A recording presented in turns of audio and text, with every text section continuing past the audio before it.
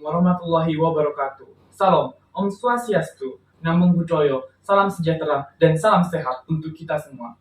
Saya ada pantun nih sebelum masuk ke video. Ke pasar beli ikan asin rasanya asin. Salam sapa saya ucapkan untuk kawan-kawanku sekalian. Hai kawan-kawan, perkenalkan nama saya Rifki Arilda Ramdhani dari PMR Madya SMPN 2 Bangkalan. Kali ini saya akan mempresentasikan dan membacakan materi yang saya tulis dan juga saya pelajari, yaitu pertolongan pertama dan dengan submateri alat pelindung diri atau APD. Sebelum masuk ke materi, saya punya yel-yel nih biar kita semua semangat mempelajarinya. Itu kalau saya ngomong palang merah remaja, kita bisa jawab siap menolong. Palang merah remaja siap menolong. Keren. Oke, kita masuk ke materi. Di sini kita akan mempelajari pertolongan pertama terlebih dahulu. Mengapa kita harus mempelajari pertolongan pertama? Karena dalam kehidupan sehari-hari terkadang ada cedera dan sakit, sehingga pertolongan pertama sangat dibutuhkan dalam kehidupan sehari-hari. Dan juga kita akan mempelajari pengertian pertolongan pertama. Apa sih pengertian pertolongan pertama? Pertolongan pertama adalah pertolongan yang diberikan segera kepada korban sakit atau cedera, dan biasanya dalam keadaan darurat sebelum korban dibawa ke tempat rujukan atau ke fasilitas umum. Fasilitas umumnya tuh fasilitas kesehatan ya teman-teman, bukan fasilitas kayak pom bensin. Oke, sekarang biasanya tuh dalam pertolongan pertama itu ada ilmu yang kita gunakan. Ilmunya itu medis dasar. Apa sih medis dasar? Medis dasar merupakan pemberian pertolongan yang sifatnya sementara sampai korban tiba di fasilitas kesehatan. Jadi medis dasar itu sifatnya yang hanya dasar-dasar aja, yang kayak simple-simple aja, agak sampai yang dalam banget gitu teman-teman. Nah, sekarang siapa sih yang dimaksud dengan penolong pertama atau pelaku PP biasanya? Nah, penolong pertama atau pelaku PP merupakan orang yang tiba di tempat kejadian pertama kali dan memiliki kemampuan dan terlatih dalam penanganan medis dasar atau kedaruratan. Nah, pertolongan pertama itu juga memiliki berbagai tujuan nih. Apa saja tujuannya? Yang pertama, itu di sini ada menyelamatkan jiwa korban agar tidak meninggal di tempat.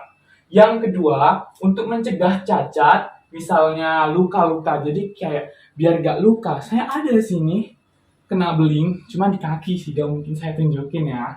Selanjutnya ada memberikan rasa nyaman dan membantu proses penyembuhan. Saya juga punya pengalaman sih, waktu di PHC waktu itu dokternya ngasih rasa nyaman ke saya sehingga saya proses pemulihannya tuh lebih cepat. Jadi memberikan rasa nyaman itu sangat penting.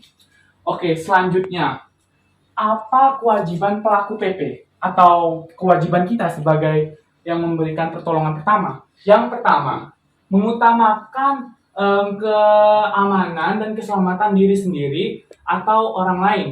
Juga meminta bantuan kepada yang lebih ahli. Semisalnya nih, di tempat kejadian ada dokter, kita mungkin bisa minta bantuan ke dokter tersebut, dan juga ya mungkin minta bantuan sih, karena ya tentunya pasti ilmu dari dokter tersebut udah lebih tinggi medisnya. Oke, selanjutnya ada memberi pertolongan dengan cepat dan tepat sesuai dengan keadaan korban. Semisalnya korbannya itu lukanya di tangan, ya yang diobati di tangan harus tepat, gak boleh di lutut atau di tempat lain, karena yang luka kan di tangan. Oke, selanjutnya ada yang terakhir, yaitu membantu pelaku PP yang lainnya. Semisalnya nih teman-teman, kalau kita udah kayak ngobatin korban kita, mungkin kita bisa bantu pelaku PP yang lainnya biar kayak pelaku PP yang lainnya gak kesulitan. Jadi tetap saling tolong-menolong lah ya. Nah, dalam pertolongan pertama biasanya kita tuh membutuhkan perlindungan. Perlindungannya ya gak harus jauh-jauh sih, perlindungannya dari diri kita sendiri. Jadi kita membutuhkan alat pelindung diri atau APD. Apa yang dimaksud dengan APD? APD merupakan alat yang digunakan agar tidak tertular penyakit. Biasanya APD itu agar kita tidak berkontakan langsung dan tidak tertular penyakit. Apa saja contoh APD? Yang saya ambil simpel aja. ada sarung tangan latex, lalu masker penolong, lalu kacamata pelindung. Di sini ada contohnya, dan saya ada contoh nyatanya. Yang pertama, sarung tangan latex dulu, teman-teman. Saya di sini ada 2. Apa fungsi sarung tangan latex ini? Jadi, sarung tangan latex ini berfungsi agar tangan kita tidak langsung menyentuh korban dan agar tidak terinfeksi. Nah, saya ada kayak salah satu hal unik yang kalian harus ketahui, bahwa cairan yang ada di dalam tubuh kita itu mengandung berbagai bakteri yang dapat menularkan penyakit, sehingga kita harus hati-hati dengan darah yang ada dalam tubuh kita jika misalnya luka ya teman-teman. Kalau di dalam diri kita sendiri sih enggak ya teman-teman. Nah, jadi kita membutuhkan ini agar tidak tertular penyakit. Bagaimana cara menggunakannya? Ya sama seperti menggunakan sarung tangan biasa, tinggal kita masukkan 5 jari kita ke dalam sarung tangan seperti ini.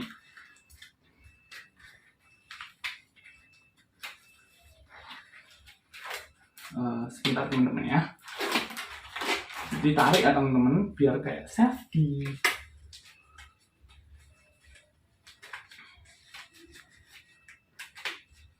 Oh my god, ini sulit banget intinya.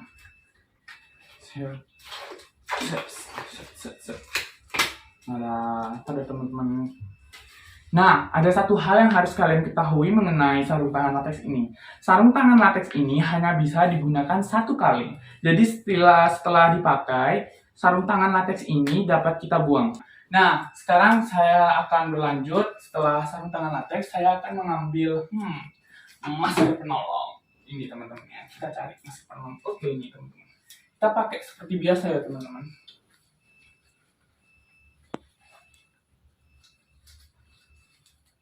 Jadi begini cara teman-teman cara makainya. Nah, fungsi dari masker ini ketika kita berinteraksi secara langsung kepada korban, kita tidak saling interaksi secara langsung, jadi masih ada penghalang dari maskernya. Jadi ketika kita bernafas, kita tidak menghirup dari penyakit yang ada pada korban. Nah, itulah fungsi dari masker. Nah, salah satu uniknya juga ini sama ini tuh hanya bisa satu sekali pakai, jadi nggak bisa dipakai lagi. Setelah dipakai langsung dibuang.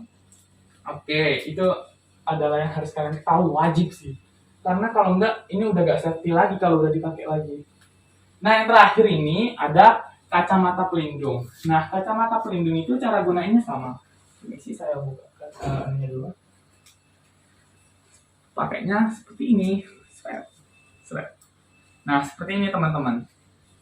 Nah, fungsi dari kacamata pelindung ini sama sih seperti sarung tangan latex, masker, yaitu untuk melindungi agar tidak tertular penyakit. Karena ya fungsi dari alat pelindung diri itu sama semua sih. Nah, kalau begitu, selanjutnya saya akan membahas tentang anggota Palang Merah Remaja yang biasanya acuh tentang penggunaan dari alat pelindung diri. Jadi, saya ingin menghimbau untuk seluruh anggota Palang Merah Remaja untuk selalu menggunakan alat pelindung diri atau APD. Karena jika kita tidak menggunakan APD, tahulah ya akibatnya dapat membahayakan diri sendiri. Nah, kita juga sebagai PMR memiliki peranan untuk saling mengingatkan anggota PMR untuk menggunakan alat pelindung diri. Bukan hanya anggota sih, seluruh orang, seluruh masyarakat yang melakukan pertolongan pertama, kita harus himbau untuk selalu menggunakan alat pelindung diri agar mereka tidak tertular penyakit. Nah, jadi itulah peranan dari Palang Merah Remaja. Kita tidak boleh lupa ya, harus menggunakan alat pelindung diri. Nah, kesimpulan yang dapat saya ambil dari seluruh materi, yaitu dari awal pertolongan pertama sampai ke alat pelindung diri adalah bahwa kita harus menggunakan alat pelindung diri ketika kita melakukan pertolongan pertama, yang dimana pertolongan pertama memiliki tujuan tertentu dan kita juga sebagai pelaku pertolongan pertama memiliki kewajiban tertentu. Baiklah, inilah video presentasi materi saya. Semoga apa yang saya ucapkan dapat dimengerti. Wassalamualaikum warahmatullahi wabarakatuh.